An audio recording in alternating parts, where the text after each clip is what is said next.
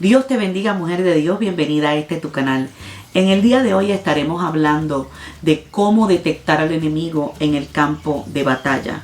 4 estrategias para detectar al enemigo en nuestras vidas. Si eres nuevo por aquí, suscríbete para que puedas ver nuestros videos en el futuro. ¿Qué es el enemigo? El enemigo es una persona o una cosa que se opone o es contraria. Es una persona que hace o le desea mal a otro.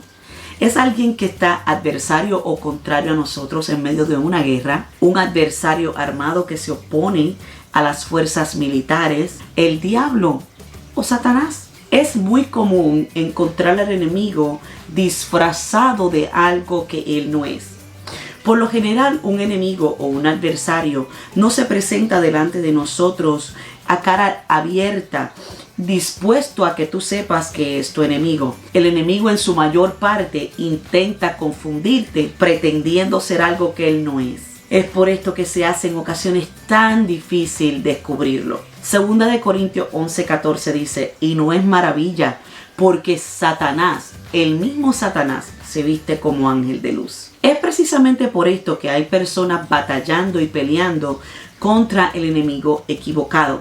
Satanás los ha cegado y los ha confundido, haciendo pensar que otra cosa es el enemigo para él poderse salir con la suya. Han sido confundidos y cegados para pelear contra lo incorrecto, para pelear contra su hermano, para pelear contra su compañero. Y aunque es cierto que en ocasiones las personas se dejan utilizar por el mismo enemigo, tenemos que entender que ellos no son el enemigo, sino que lo que está operando en ellos y a través de ellos, ese es nuestro verdadero enemigo. Hay muchos enemigos que se infiltran en nuestras vidas. Nuestros enemigos no son necesariamente las personas que nos rodean, aquellas personas que en ocasiones nos están haciendo la guerra. Aunque la definición literal del diccionario incluye a las personas que nos hacen la guerra, es muy importante que nosotros entendamos que esas personas no son nuestros enemigos. Efesios 6:12 dice, porque no tenemos lucha contra sangre y carne, sino contra principados, contra potestades, contra los gobernadores de las tinieblas de este siglo, contra huestes espirituales de maldad en las regiones celestes. Pero veamos cómo podemos detectar al enemigo cuando está en acecho. Aquí tenemos 4 preguntas que podemos hacernos cuando queremos buscar el discernimiento de Dios para detectar al enemigo en el campo de batalla en nuestras vidas. Número 1. ¿Te roba el tiempo de Dios?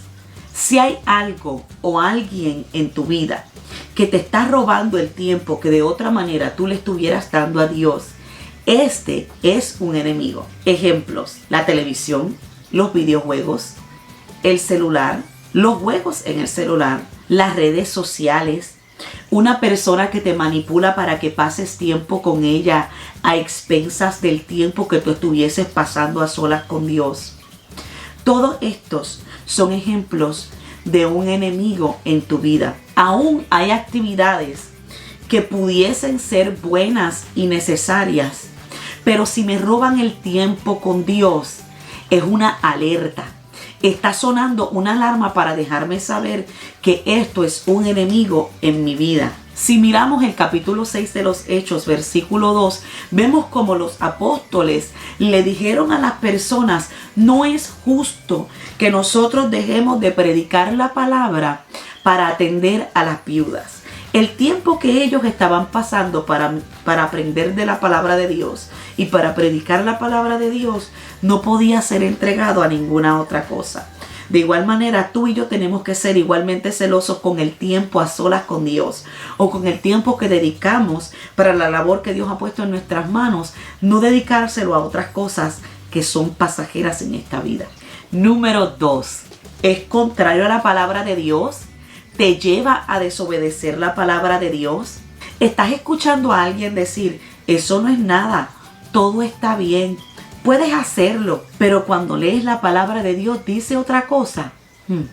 Ese es otro enemigo. Si hay algo o alguien que me lleva a desobedecer la palabra de Dios, esto se convierte en un enemigo para mi vida. Levíticos 20, versículo 22 dice, guardad pues todos mis estatutos y todas mis ordenanzas y ponerlos por obra, no sea que os vomite la tierra en la cual yo os introduzco para que habitéis en ella. El primer pecado en la historia de la humanidad fue el pecado de la desobediencia, la rebelión contra lo ordenado por Dios. Dios le había dicho a Adán que no comieran del árbol del conocimiento del bien y del mal, y ellos fueron en contra de la ordenanza de Dios, atrayendo así juicio y castigo para sus vidas. De la misma manera, no podemos ignorar que hay consecuencias para nuestras vidas cuando nosotros decidimos rebasar la ordenanza, rebasar lo que Dios ha dictaminado que nosotros hagamos o no hagamos. Una de las cosas donde más se manifiesta el enemigo en el campo de batalla es en nuestra mente. Cuando el enemigo nos habla y nos dice algo que es contrario a la palabra de Dios en nuestra mente. Por ejemplo, cuando nos hace pensar que lo que Dios ha hablado para nuestras vidas no es real. Cuando nos hace pensar que nosotros no somos suficientes, que Dios no nos ama, que no podemos alcanzar lo que Dios ha hablado para nuestras vidas. Esto es contrario a la palabra de Dios y es obra del enemigo trabajando en nuestras mentes. Para poder vencer al enemigo en esta área es bien importante que conozcamos la palabra de Dios. Tenemos un video que preparamos referente a la palabra de Dios, este video que está aquí. Te invito a que lo veas para que puedas profundizarte en la palabra y así reconocer al enemigo cuando quiere que hagas algo contrario a la palabra de Dios. Un recurso poderoso para aprender un poco más sobre el campo de batalla es el libro El campo de batalla de la mente por Joyce Meyer. Este libro aquí. Pero la próxima semana entraremos un poquito más profundo en este tema. Número 3.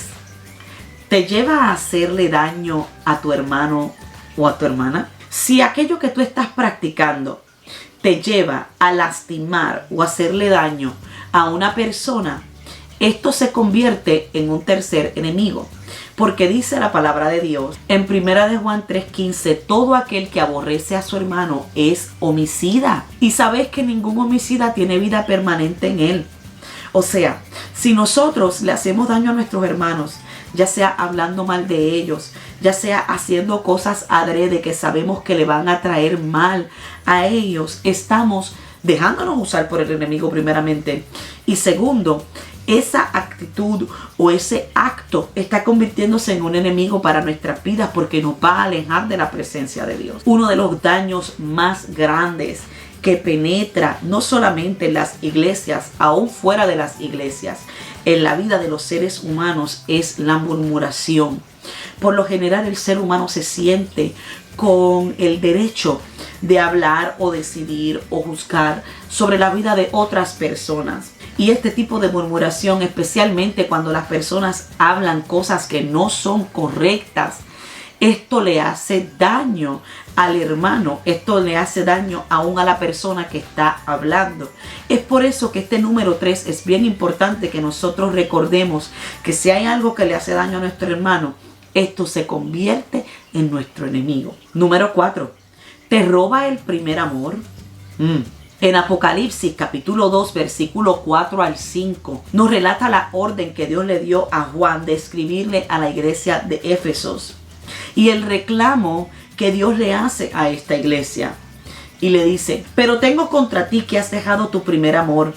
Recuerda por tanto de dónde has caído y arrepiéntete y haz las primeras obras, pues si no, vendré por ti y quitaré tu candelero de su lugar, si no te hubieres arrepentido. La iglesia de Éfeso tenía muchas cosas buenas. Trabajaban arduamente, no les gustaba la injusticia, tenían paciencia, actuaban con amor para los que estaban alrededor suyo, tenían muchas buenas obras. Mas sin embargo, la palabra de Dios nos relata que habían dejado su primer amor. Si hay algo que nos aleja a nosotros de nuestro primer amor con el Señor, de nuestras primeras obras, de cómo nosotros apasionadamente buscábamos la presencia del Señor, esto se convierte en nuestro enemigo. Cuando las personas se convierten por primera vez al Señor, por lo general usted ve en ellos un anhelo, una pasión, un deseo por servirle, un deseo por servirle al Señor.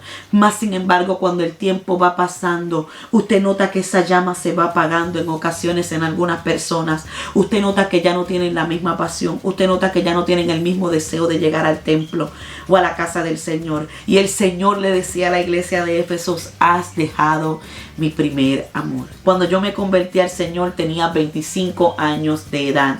Nunca había tenido una experiencia con el Señor, nunca la había conocido. Y cuando llegué a los caminos del Señor quedé enamorada, impactada con el amor que Dios me ofrecía. Y comencé a servirle y comencé a vivir una vida que fuera agradable a Él. Hasta el sol de hoy quiero pensar que nunca he perdido mi primer amor por mi Señor. Siempre estoy buscando la manera de permanecer apasionada con Él, porque sé lo importante que es para Él que mi primer amor, que mi amor más profundo, que mi adoración más profunda sea para Dios.